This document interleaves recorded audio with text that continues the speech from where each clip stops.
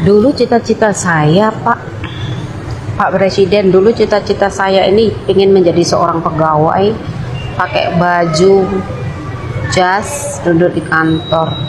Tapi sayang ya Pak,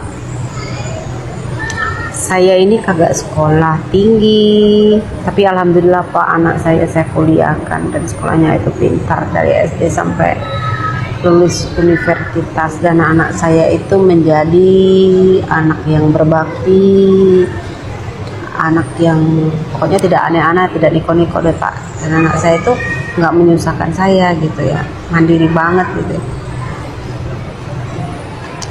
Yang saya herankan ini Pak ya,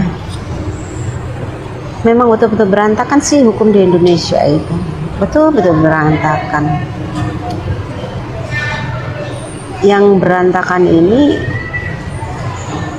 hukum yang ditegakkan oleh para jaksa dan para hakim.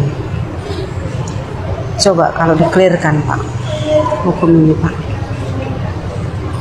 apakah hukum ini sebetulnya kurang betul dalam pelajaran atau bagaimana?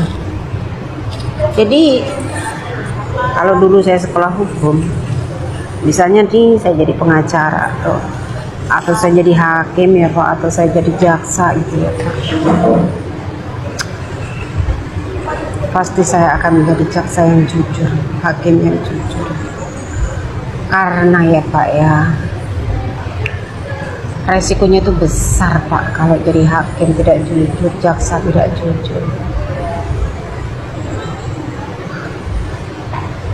Ya besar Pak, karena hakim dan jaksa ini adalah pengganti Allah di dunia. Jadi kalau dia jadi pengganti Allah di dunia tidak jujur, nanti gede di akhirat dia ditagih. Hei lo kenapa dulu di dunia lo jadi hakim sama jaksa tidak jujur? Kenapa? Ujung-ujungnya dihakimi deh nanti di akhirat, dan itu yang paling berat. Ketok palunya Pak, tahu nggak Pak, ketok palunya bukan palu kecil Pak, palunya itu yang bisa berdengung.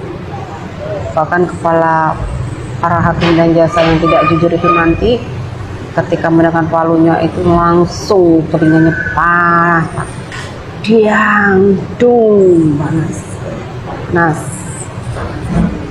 Jadi nanti ketika dihakimi sama Allah Pak, ditagih ini sama Allah Pak, ditagih berat tuh itu resikonya Pak.